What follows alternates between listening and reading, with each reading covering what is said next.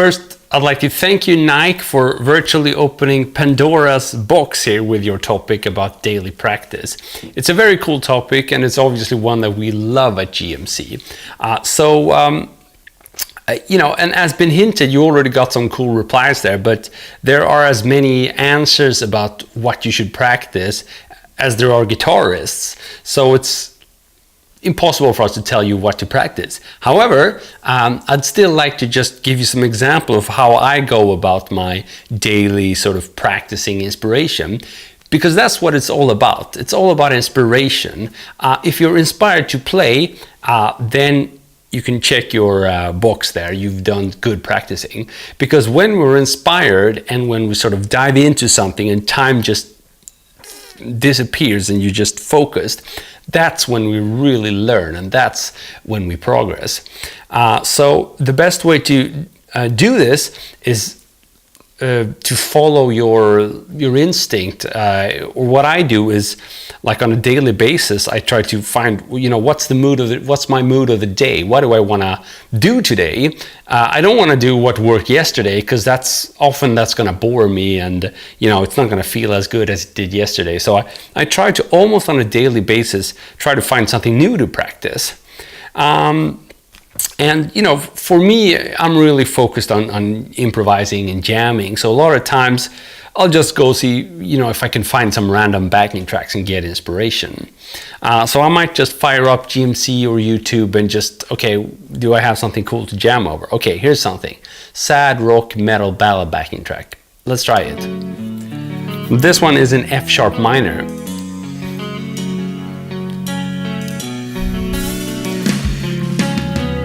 Now, if you're inspired to just jam away, then by all means go for it.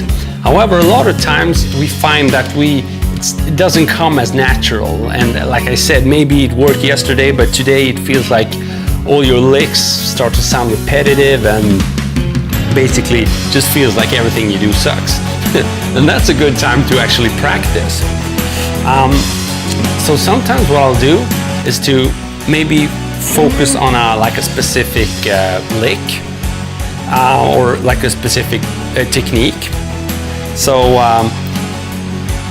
maybe one of my heroes like Alan Holdsworth, he uses a lot of legato. So I'm trying to find some new interesting way I can practice legato because I like the sound of it. So maybe I searched the internet and I found a cool exercise. Okay, F-sharp minor. So that gets a little boring. What can I do with it? Oh, I can move it around. Obviously, if I'm not comfortable with the pattern, I'm just gonna do it really slowly and spend a lot of time with it. Let's say this was a pattern that I already knew, then I would probably get bored if I just sat and did. So I'd want to find new interesting ways I could use that pattern, which I already know. And the same goes for even like simpler pattern. Maybe like a blues lick.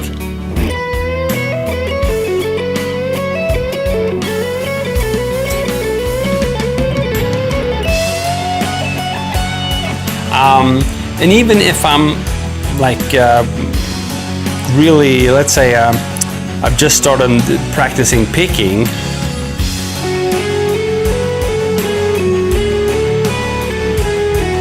even that I would try to get my inspiration to practice that over some backing track and some music that inspires me.